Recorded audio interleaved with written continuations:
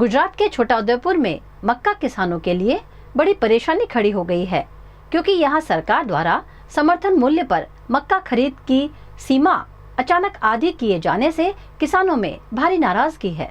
छोटाउदेपुर जिले के हजारों किसानों को सरकार के नए परिपत्र ने मुश्किल में डाल दिया है। पहले जहां प्रति किसान 60 कट्टा मक्का खरीदने की सीमा थी, वहीं अब इसे घटाकर 30 कट्टा कर दिया गया है।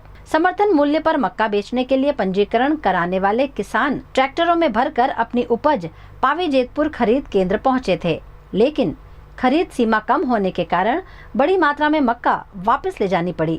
रजिस्ट्रेशन की प्रक्रिया पूरी कर्या पछी अमने अहींया गाड़ी अमे ज्यारे बी अहीं रजूआत करवा आया छे तो अमने एक ज वात कही के भाई बारदान आया नहीं, युद्ध चाले छे एटला माटे। तो युद्धनी जग्याए कोई बारदान बनावतुं नहीं, एटला तो अमे मूर्खा नहीं।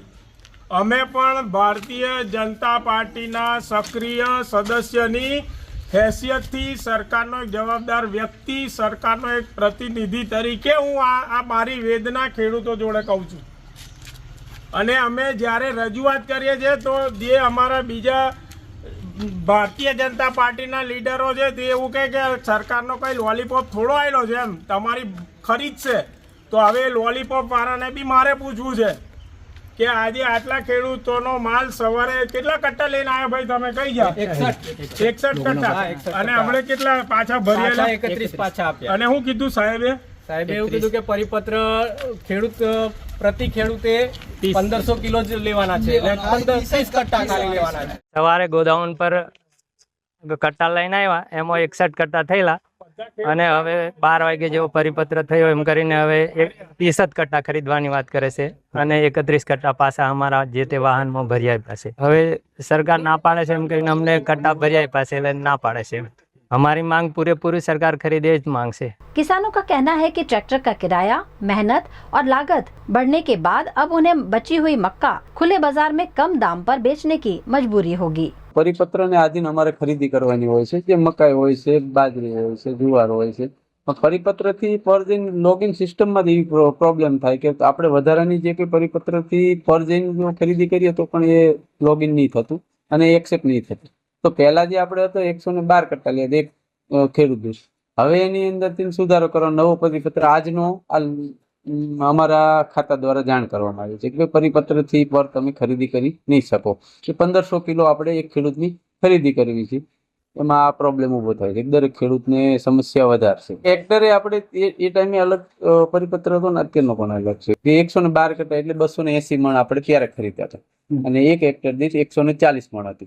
અત્યારે 2800 કિલોની જગ્યાએ 1500 કિલો કરવામાં આવી છે। 1500 કિલો આપણે એક ખેડૂત દીઠ કરી શકીએ છીએ ખરીદી। હા, 30 કટ્ટા આપણે 50 કિલોમાં 30 કટ્ટા ખરીદી શકીએ છીએ। ખેડૂતોની માંગણી એવું છે કે જે અમારું રજીસ્ટ્રેશન થયું તમે બધી ખરીદી કરો, અથવા તો જે કંઈ નથી તો પછી 2 હેક્ટર દીઠ જે હતું એને એ પ્રમાણે ખરીદી કરો। પણ નાનો ખેડૂત હોય એના માટે તો ઠીક છે, પણ અમુક 629 ખેડૂતોને આપણે રજીસ્ટ્રેશન થયેલું છે। તો દરેક ખેડૂતને કહેવાય વરસાદનો ટાઈમ છે, પરેશાની વધારશે તો પછી તમે બધે અમારી જેટલી મકાઈ છે હેક્ટર દીઠ 2 હેક્ટર દીઠ તો પણ ખરીદી કરો, અથવા તો અમને કંઈ બીજો ઓપ્શન આપીને થોડોક વધારો કરો। 30 कट्टा माटे थीने 1500 किलो माटे थीने खेडूतनी વધારે परेशानी। इस फैसले के खिलाफ स्थानीय स्तर पर विरोध बढ़ रहा है। भाजपा कार्यकर्ता ललित वकील ने भी सरकार से परिपत्र वापस लेने और किसानों की पूरी मक्का खरीदने की मांग की है।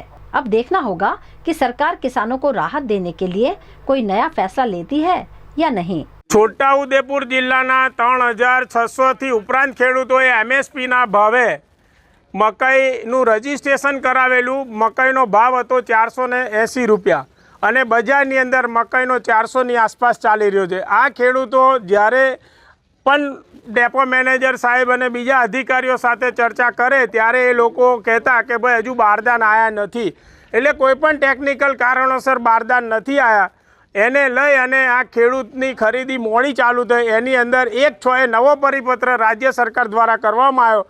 એની અંદર જે 60 કટ્ટા અગાઉના પરિપત્રમાં હતા એની જગ્યાએ 30 કટ્ટા કરી દેવામાં આવ્યા, એટલે ખેડૂતોને 50%નું નુકસાન છે। આજે અહીંયા ગાડી લગભગ 20-25 જેટલા ટ્રેક્ટરો છે, આ ટ્રેક્ટરોને ખાલી કરી અને સવારે ખરીદી ફૂલ કરેલી એની જગ્યાએ હવે એ લોકોને પાછા મોકલે છે।